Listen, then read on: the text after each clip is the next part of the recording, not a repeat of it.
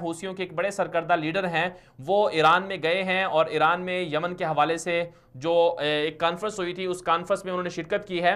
انہوں نے وہاں جا کر جو ایران کے سربراہ ہیں، سپریم لیڈر ہیں آیت اللہ علی خامنائی، ان سے جا کے ملاقات کی ہے. اور ملاقات کا دلچسپ جو ویڈیو ہے اس ویڈیو میں بھی دیکھا جا سکتا ہے کہ کس طرح سے انہوں نے جب وہ علی خامنائی کے پاس گئے تو انہوں نے علی خامنائی کے پگڑی کو ہاتھ لگایا اور ہاتھ لگانے کے بعد انہوں نے ان کو بوسہ دیا. پھر جواب میں جو علی خامنائی ہیں انہوں نے بھی ان کو جو ہے جواباً بوسہ دیا.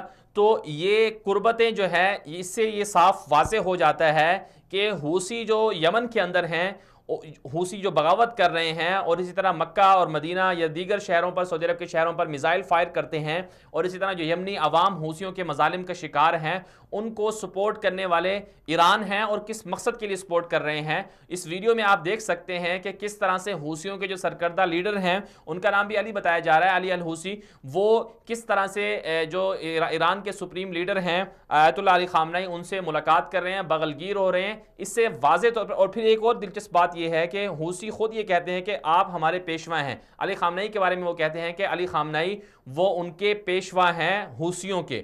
اور پھر ایک اور دلچسپ جو بات چل رہی ہے وہ یمن خانہ جنگی کو ختم کروانے کے حوالے سے بات چیت چل رہی ہے. دنیا اقوام متحدہ ریاض میں بھی کانفرنس ہوئی اور اسی طرح اسی مہینے سویڈن میں بھی کانفرنس ہونے جا رہی ہے. اس حوالے سے بات چیت چل رہی ہے کہ کس طرح سے یمن کی جنگ کو ختم کیا جائے. جو حوثیوں کے کچھ بڑے عہدیدار تھے وہ تو منحرف ہو گئے ہیں، انہوں نے ہتھیار ڈال دیے ہیں یمنی حکومت کے سامنے، اور یمنی حوثی جو ہیں پہلی بار سویڈن کے اندر یمنی حکومت کے ساتھ بھی ایک میز پر بیٹھیں گے.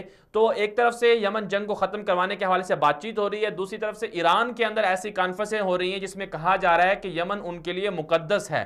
ایرانی عوام کو یہ باور کرایا جا رہا ہے ایرانی حکمرانوں کی طرف سے کہ یمن مقدس ہے، لہٰذا وہاں جنگ اور انقلاب جو ہے وہ جاری رہنا چاہیے. کس صورت میں؟ وہ حوثیوں کی صورت میں.